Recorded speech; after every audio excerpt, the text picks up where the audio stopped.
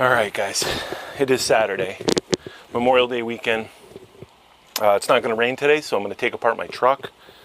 Going to do the front axle bearings and hub, as well as rotors on both sides and brake pads.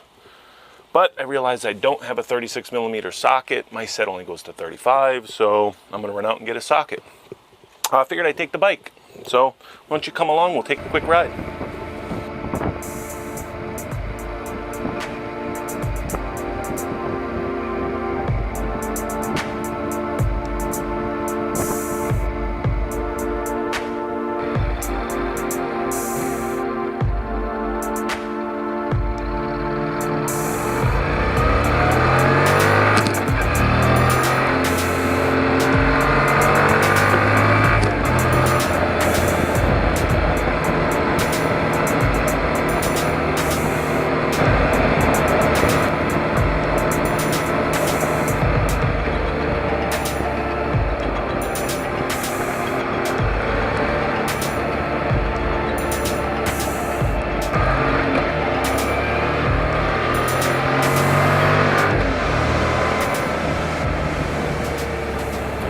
Alright guys, well, here it is, 36mm. Let me see that. As good as this set of tools is, this is the Harbor Freight 301 piece tool set. I gotta tell you, I've had this for about 5 years. It's never let me down. If you're gonna do your own mechanic work, you need a decent range of tools. Okay, now this has Torx, Allen, 1/4 inch, 3/8, 1/2 inch, all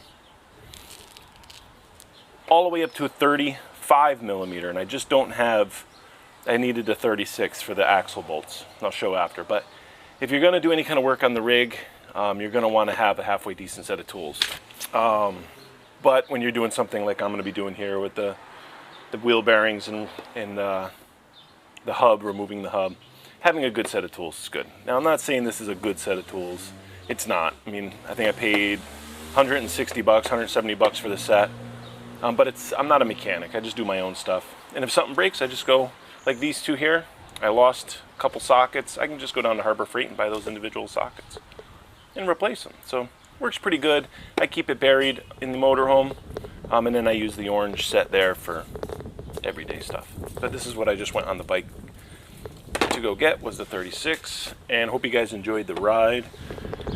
Maybe I'll put some more footage at the end of this video, but I don't want this video to be too long, so we'll see. Alright, so I got the car jacked up, the truck. You can see there I got jack stands, and in addition to jack stands, I got the rear wheels blocked. I always keep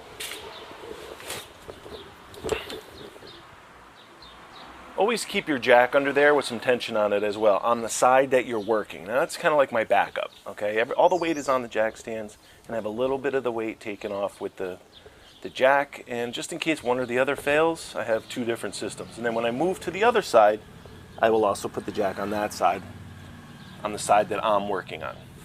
You can also use 4x4s or some blocks of wood or something, but I always like to have two different things. All right. So the first thing we did is we took the wheel off, obviously, but we're going to get all our tools together. First thing you're going to need after you take the wheel off is a T55 Torx. I recommend one that has the inserted carbon steel Torx in it, not the ones that are just one Palladium solid piece. They strip out real easy. These seem to last me for years.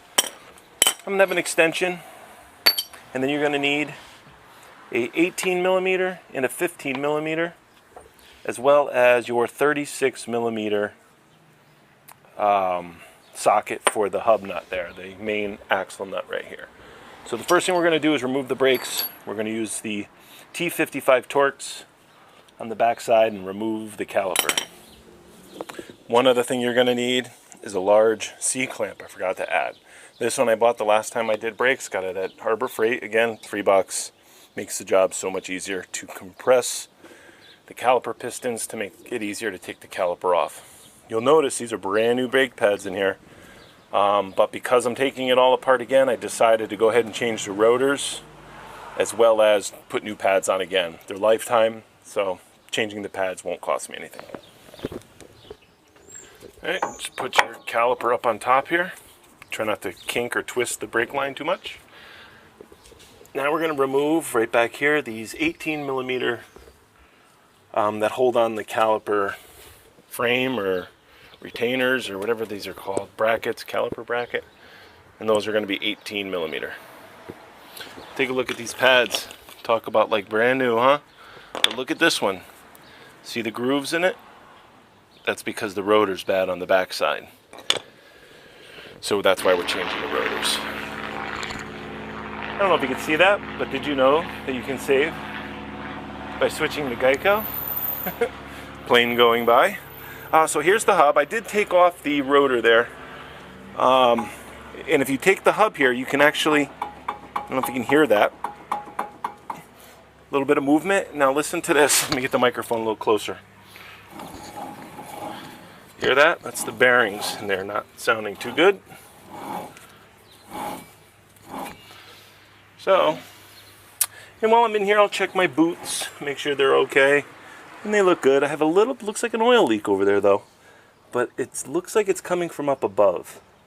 So I have to clean that off and check it out. I already put the new shocks in. I put the Monroe Reflex gas shocks. You see those are new. I tell you, when you want to have a vehicle with over 100,000 miles, this one's got almost 150 on it now. You gotta replace things. You gotta do maintenance. All right, so now we're gonna work on the hub, which is these 3 bolts in the back, 3 or 4, 15 millimeter. Right. There you have it. Now apparently this will slide right off. There's the old assembly. And you can see the movement. You don't want any movement in there. And luckily it comes with a ABS sensor, the whole thing, the new one right here. Alright, well, there's your axle. Okay, you get your mounting bolts for your flange, for your bearing. And that's pretty much it. Inspect it. Looks good. We're going to take a wire brush. See all this rust in here? That's why it was hard to get out. And I don't want to have a problem with the new ones, so we're going to clean all that out.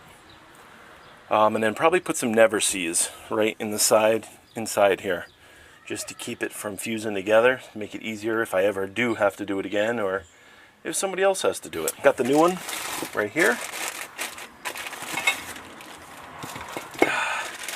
And it comes complete with the new ABS sensor, the whole 9 yards.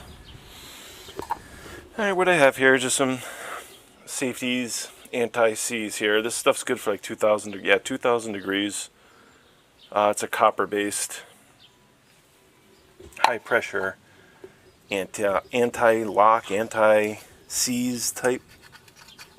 And we're just going to put it all around the axle there, where the surfaces meet. Just a thin amount. You don't want too much because you don't want it to interfere with the ABS sensor.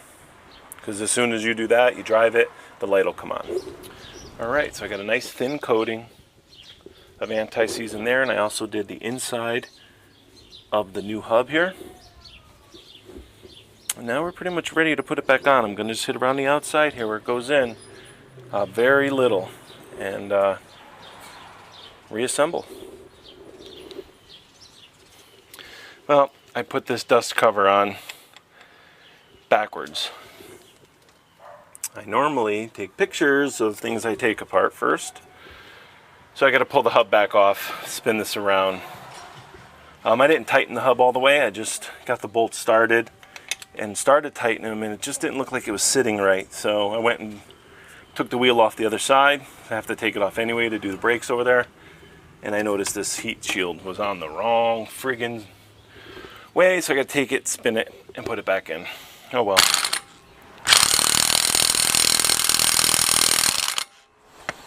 Alright, got the axle nut back in place. Everything spins nice and smoothly, nice and tight. This is the torque stick. It's 150 foot-pounds. Now, one thing you need to know is the one important spec here is this nut here. It needs to be 156 foot-pounds. If you put too much or too little, it'll wear the bearing out prematurely. So for now I got it at 150 or so, as accurate as those torque sticks can be.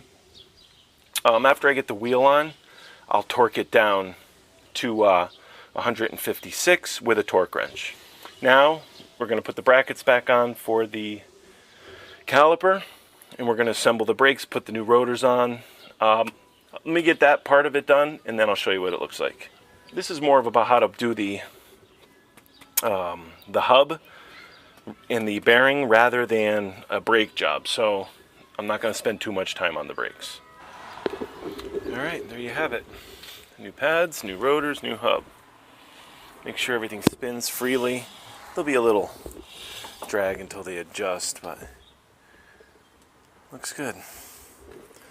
Now we just got to reroute the ABS sensor back up through and plug it back in. We'll do that now, and then we'll start the other side. So that's it, guys. New hubs. Original calipers, new pads, and new rotors. Alright, well, let me clean this up and get the other side done. Hope this has been a little bit of a help. Don't forget to re-torque your main axle nut here to 156 pounds. You don't want that new bearing failing prematurely. Alright guys, talk to you soon.